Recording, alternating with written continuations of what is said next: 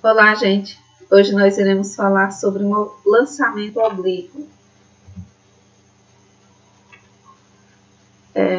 O lançamento oblíquo, gente, é aquele lançamento que ele não é para vertical e nem na horizontal. Ele é um lançamento que fica entre a vertical e a horizontal. Ou seja, ele é uma composição do movimento na vertical e horizontal. Vou mostrar aqui um exemplo da trajetória de um corpo que foi lançado obliquamente do solo. Ó. Ele foi lançado daqui e fez esse movimento aqui, ó, e fez uma parábola.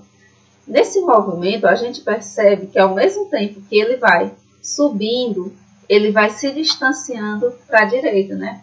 Então, ele faz um movimento para cima, só que ao mesmo tempo ele faz um movimento para a direita. Ou seja, ele faz um movimento vertical e horizontal ao mesmo tempo, né? E aqui depois ele vai caindo. Chega a uma certa altura e volta caindo. Então, pelo princípio da simultaneidade de Galileu, o movimento de um corpo pode ser o resultado da composição de outros movimentos realizados simultaneamente, que foi o que eu mostrei aqui, ó, que é a composição na vertical e na horizontal. A gente tem um movimento que vai para a vertical e para a horizontal ao mesmo tempo, formando essa parábola. Então, nesse caso, a gente tem aqui o vetor V0, que é o vetor velocidade inicial, e a gente tem a composição do vetor velocidade inicial, a composição no vetor ou no eixo Y, né, que é VOY, e a gente tem a composição no eixo X, que é o VOX, tá bom? Que era para ser VOX. Então, em cada ponto desses, a gente tem uma composição. Tem uma composição no X e no Y. Sempre em cada ponto desses aqui. Nesse caso aqui, ó, a gente vê que o VY vai ser igual a zero aqui, ó. Porque nesse ponto, a componente na vertical, a velocidade da componente vertical vai ser igual a zero. E aqui a gente tem, ó, que a velocidade no eixo, na direção horizontal, ela sempre vai se manter constante aqui, ó. Tá vendo, ó? Vx, Vx, aqui Vx, Vx, ela sempre se mantém constante.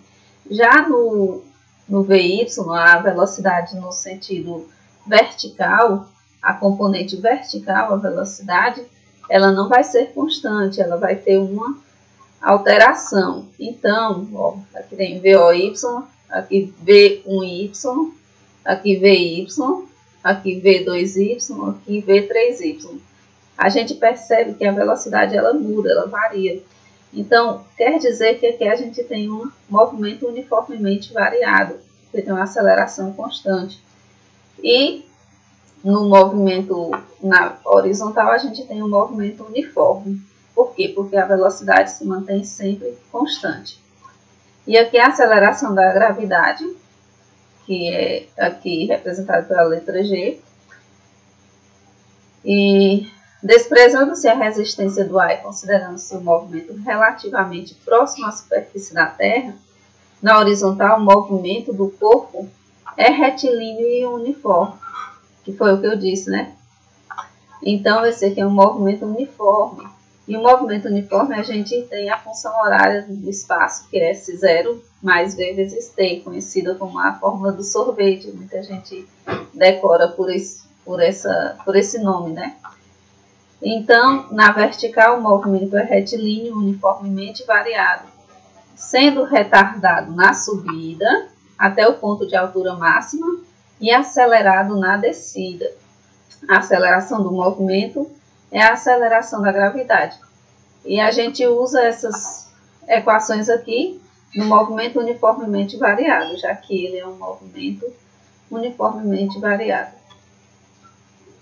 Temos a decomposição desses vetores. A decomposição do vetor OX é dado por V0 vezes cosseno de θ. Por quê, gente? Vou mostrar aqui para vocês por que é dado por essa forma. Aqui a gente percebe que... Deixa eu colocar aqui no punch. Que aqui dá para formar um triângulo retângulo. A gente tem a componente aqui na vertical. E a gente tem a componente na horizontal. Que é aqui, deixa eu ver. Na horizontal. E tem o vetor velocidade inicial, que ele fica aqui no meio deles, né? Nesse caso aqui, ó, deixa eu ver aqui. VOY, VX e o alfa aqui no meio. VOY.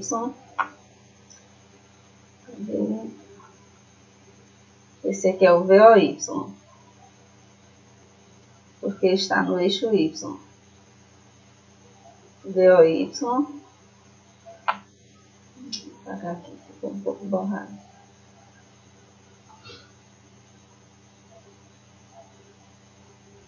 VOY. E esse outro é VOX. VO.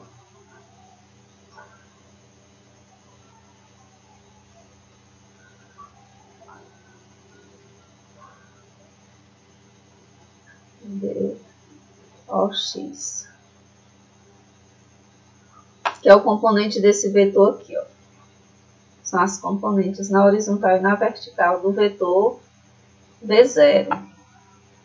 Esse aqui é o vetor V0. V0. E aqui a gente tem um ângulo, o ângulo alfa aqui, ó. Ângulo alfa. Então, a gente pode pegar isso aqui, gente, e fazer um triângulo retângulo. Vou mostrar para vocês aqui, ó. Aqui eu vou fechar. Espera aí. Deixa eu mudar aqui a cor para destacar, ó. Nesse caso aqui, eu vou fechar aqui, ó.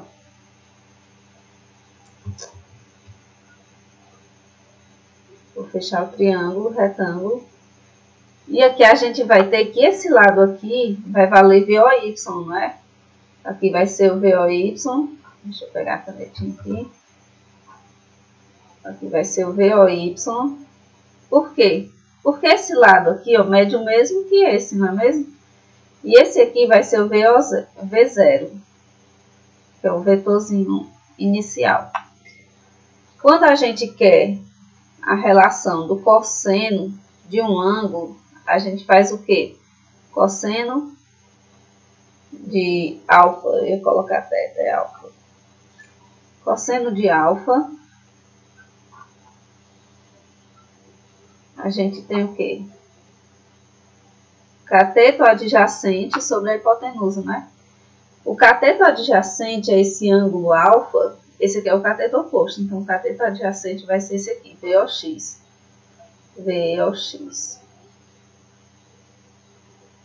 Sobre a hipotenusa. A hipotenusa é o ângulo, o lado que se opõe ao ângulo reto, o ângulo de 90 graus. Então, vai ser o V0. V0. Nesse caso aqui, gente, deixa eu ajeitar aqui esse V. Aqui agora é só fazer produto do meio pelo produto dos extremos. Ó, vou fazer VOX, vai dar VOX igual V0 vezes cosseno de alfa, vai dar V0 vezes cosseno de alfa, que vai chegar aqui, ó, onde a gente queria chegar. Deixa eu ver. Aqui, V0 vezes cosseno de θ. Só que lá nesse caso aqui, o ângulo é alfa, então a gente vai usar alfa. Então, VOX vai ser V0 vezes cosseno de alfa, tá certo? VOX, V0 vezes cosseno de alfa. Se eu fizesse o seno, a componente VOY, no caso, o seno eu ia fazer assim. O seno é o cateto oposto sobre a hipotenusa. Quem é o cateto oposto aqui nesse caso? O cateto oposto ao ângulo alfa é o VOY. Olha, tá bem aqui, ó. VOY sobre a hipotenusa, que é a hipotenusa aqui, gente. A hipotenusa vai ser o V0. Por isso que aqui deu VOY sobre V0. E fazendo o produto do meio pelos extremos, VOY vai ser igual a V0 vezes seno de θ. Por isso que a decomposição desses vetores é dada por esses valores aí. Vamos agora aqui para outra parte. Como que eu vou calcular o tempo de subida ali naquele movimento, né? No movimento vertical, como é o movimento de subida, é um movimento vertical, né? Então, a gente vai usar a fórmula aqui, ó, V igual, que é a fórmula do movimento, uma das fórmulas do movimento uniformemente variado, né? Que é o V igual, V0 mais A vezes T. Só que no caso a gente está trabalhando com Y, né? Então vai ser a velocidade, VY vai ser igual a VOY menos G vezes T. Por que menos G vezes T? Porque a gente vai adotar a trajetória como sendo para cima. Nesse caso aqui, ó, por exemplo. A trajetória, ela vai ser mantida como se o sentido fosse para cima. Então, a ação da gravidade vai ser para baixo. E a aceleração que a gente está usando é a da gravidade. Por isso que vai ser negativo, porque ela está contrária à trajetória. Voltando. Aí aqui, VOY menos G vezes T. Aqui é a mesma fórmula, só mudou porque a gente colocou a componente Y. Tá certo? Aí, no tempo de subida, para eu saber o tempo que esse objeto vai levar para subir, eu tenho que saber até onde ele vai subir, não é? Então, no V0, nessa parte aqui, ó, do V0, olha, até aqui ele está subindo. Então, até aqui eu vou ter o tempo de subida, tá certo? Depois, a partir daqui, ó, ele zera, a componente vertical zera, a velocidade da componente vertical. Não quer dizer, gente, que a velocidade nesse ponto vai ser zero. Por quê? Porque se fosse zero, o Vx, ele cairia para cá e não continuaria fazendo o mesmo movimento. Então, o Vx sempre se mantém constante. O que vai ser zero aqui é o Vy, tá bom? Então, nesse caso aqui, ele chegou a este ponto, até aqui ele estava subindo. Então, eu vou calcular o tempo de subida, eu vou calcular quando o Vy for zero, ou seja, no momento em que até o momento em que ele subiu e parou. Então, vai ser o quê? V0 vezes seno de θ. Por quê, gente? Porque o Vy, a componente vertical que a gente encontrou é V0 vezes seno de θ. Então, eu vou só substituir lá. VOY eu vou substituir por V0 vezes seno de θ. Menos G vezes o tempo de subida, porque eu estou fazendo só o tempo de subida. Então, vou isolar o TS, que é o tempo de subida, que é o que eu quero descobrir. Esse aqui vai passar para o outro lado, esse TS menos G vai para o outro lado, fica positivo. Depois, a gente passa o G aqui para baixo, dividindo.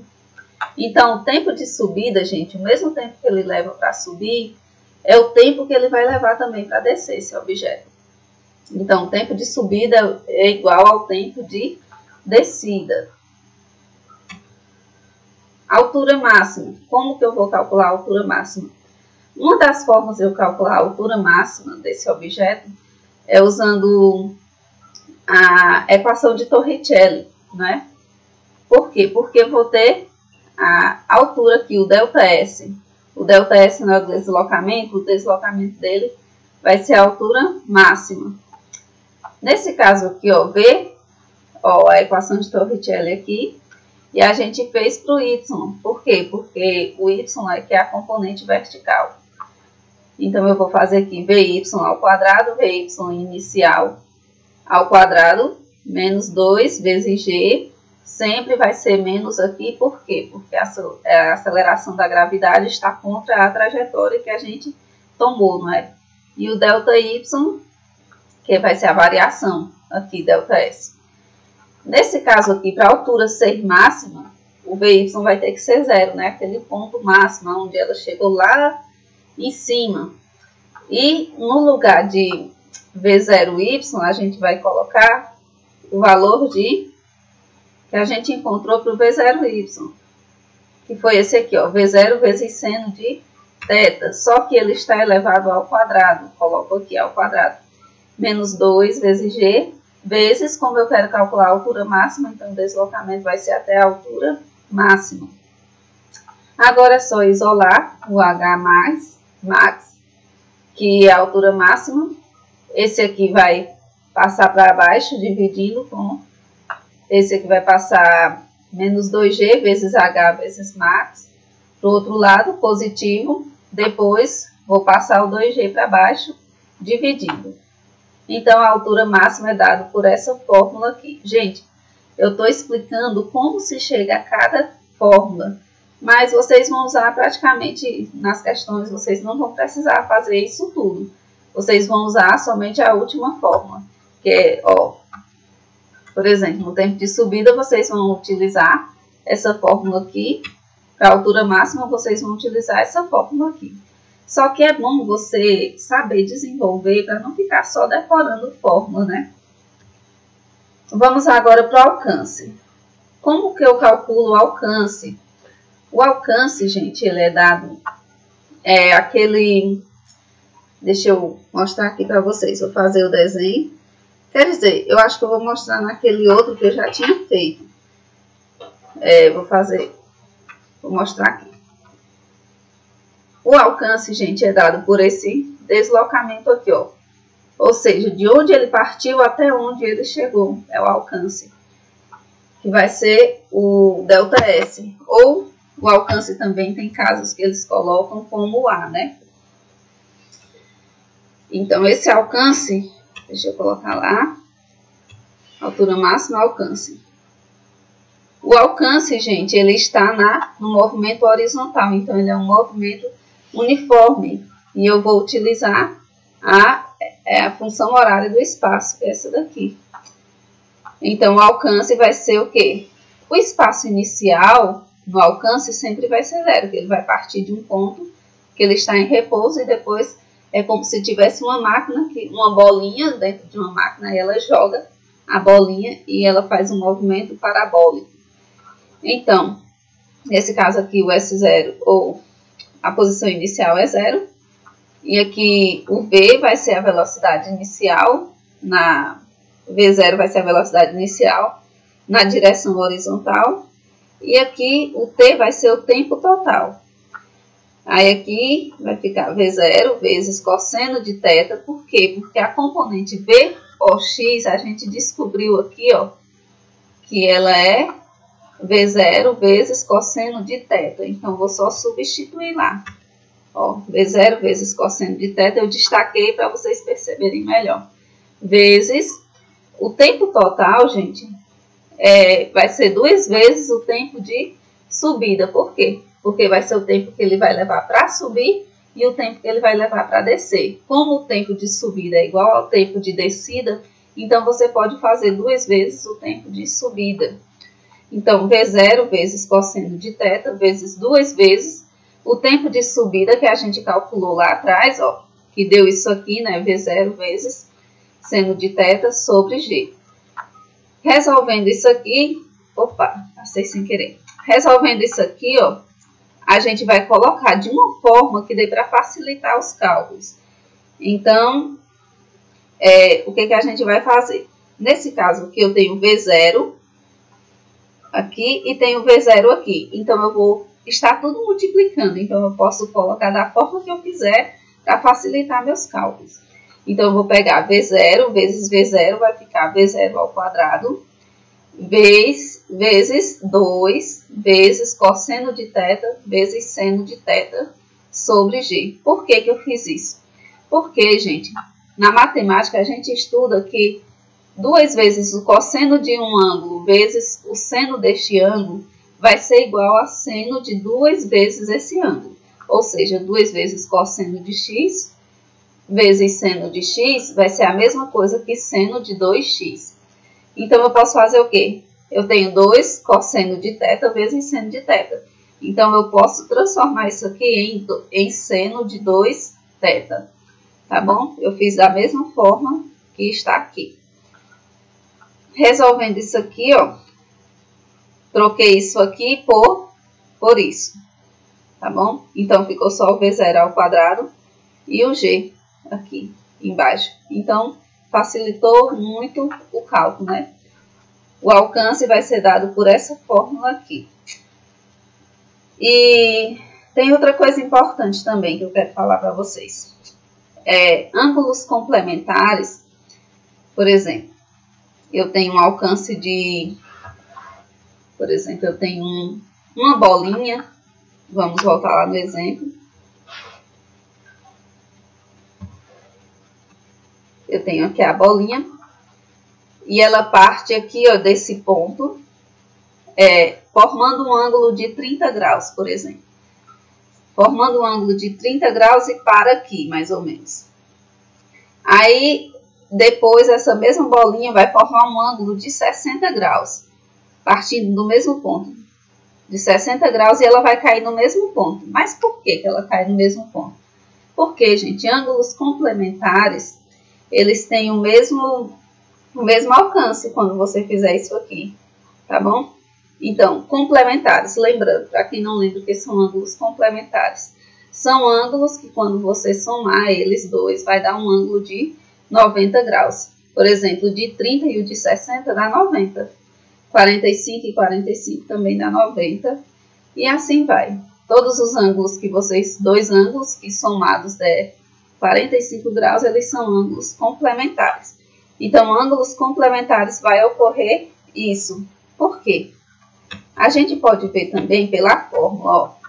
Se eu colocasse aqui, seno de 2 vezes, se o ângulo fosse de 30, 2 vezes 3 dá 6, 60, né? Seno de 60. E se fosse um ângulo de 60, seno de 2 vezes 60 dá 120. Então, o ângulo de 60 e o ângulo de 120 é o mesmo. Vai dar no mesmo. O seno, quer dizer, o seno de 120 e o seno de 60 é o mesmo. Então, se o seno de 60 e de 120 é o mesmo valor, então o resultado desse alcance também vai ser o mesmo, consequentemente.